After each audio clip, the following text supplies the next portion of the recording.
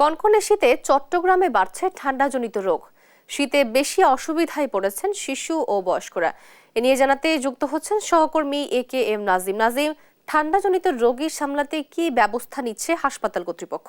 চট্টগ্রামে গত কয়েকদিন ধরে কিন্তু আবহাওয়া সেটি বাড়ছে, কারণ গত কয়েকদিন ধরে আমরা দেখেছি নগরের চাইতে বেশি কিন্তু উপজেলাগুলোতে শীতের তীব্রতা সেটি দেখাচ্ছে। এতে করে সাধারণ যারা মানুষ রয়েছেন, বিশেষ করে শিশু এবং বৃদ্ধরা, তারা কিন্তু ঠান্ডাজনিত যেসব রোগ রয়েছে সেগুলোতে কিন্তু আক্রান্ত হচ্ছে। বিশেষ করে জ্বর, সর্দি, কাশি, নিউমোনিয়া, শ্বাসকষ্ট সবচাইতে বেশি আশঙ্কাজনক কারণ যেটি আমরা দেখেছি যে শিশুদের ক্ষেত্রে ঠান্ডা লাগার পরপর নিউমোনিয়া এবং শ্বাসকষ্ট ধরে যাচ্ছে, এবং শ্বাসকষ্ট চলে আসার পরে তারা দ্রুত চিকিৎসকের শরণাপন্ন হচ্ছেন। আমরা যেটি দেখেছি নগরের এই চমেক হাসপাতালে, আমরা গত কয়েকদিন ধরে এসে যেটি দেখেছি, এখানে যে শিশু ওয়ার্ড রয়েছে, দুটি ওয়ার্ডে কিন্তু শিশুদের প্রায় ভর্তি বলা যায়, কারণ 40 থেকে 45 জনের উপরে শিশু রোগী কিন্তু এই হাসপাতালে চিকিৎসা নিচ্ছে। তাদের অধিকাংশ কিন্তু শীতজনিত রোগে আক্রান্ত বলছেন এখানকার চিকিৎসকরা।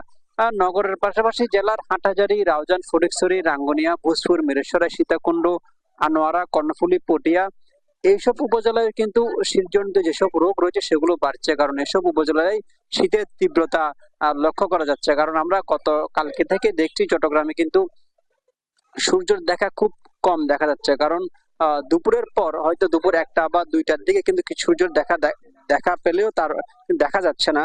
শীতের যে তীব্রতা সেটি বাড়ছে, পাশাপাশি বাতাসে শীতের আর্দ্রতাও কিন্তু লক্ষ্য করা যাচ্ছে। এতে করে শিশুরাই বেশি আক্রান্ত হচ্ছেন, কারণ শিশুদের জ্বর, সর্দি, কাশি, নিউমোনিয়া থেকে শুরু করে শ্বাসকষ্ট পর্যন্ত দেখা দিচ্ছে। উপজেলা সদরে যতগুলো সরকারি হাসপাতাল রয়েছে সবগুলো হাসপাতালে কিন্তু ঠান্ডাজনিত এইসব রোগ নিয়ে কিন্তু অভিভাবকরা ভিড় করছেন। পাশাপাশি যারা বয়স্করা রয়েছেন, যাদের বয়স 45 থেকে 50-এর ঊর্ধ্বে, তারা কিন্তু হাসপাতালে আসছেন তাদের অন্যান্য রোগের পাশাপাশি শীতের কারণে কিন্তু যে সর্দি কাশির কারণে শ্বাসকষ্ট যেটি বারবার সেটি তাদের চলে আসছে, এবং অনেক ক্ষেত্রে যে অক্সিজেনের প্রয়োজনের পরে কিন্তু যে নেবুলাইজার যে মেশিন দেওয়া হয় বা অক্সিজেনের যে নেবুলাইজার ব্যবহার করা হয় সেটি কিন্তু তারা ক্রয় করছেন, এবং চিকিৎসকের কাছে গেলে কিন্তু আমরা অধিকাংশ দেখেছি চিকিৎসকরা কিন্তু দ্রুত তাদেরকে নেবুলাইজার ব্যবহার করতে বারবার বলছেন। তবে সিভিল সার্জন কার্যালয়ের পক্ষ থেকে এবং চমেক হাসপাতালের পক্ষ থেকে কিন্তু শীতজনিত রোগের যে শিশু এবং বৃদ্ধরা আক্রান্ত হচ্ছেন তাদেরকে নিয়ন্ত্রণে কিন্তু পর্যাপ্ত তারা ব্যবস্থা নিচ্ছেন, এবং তাদের পর্যাপ্ত সরঞ্জাম রয়েছে বলে সিভিল সার্জন কার্যালয়ের পক্ষ থেকে বলা হচ্ছে।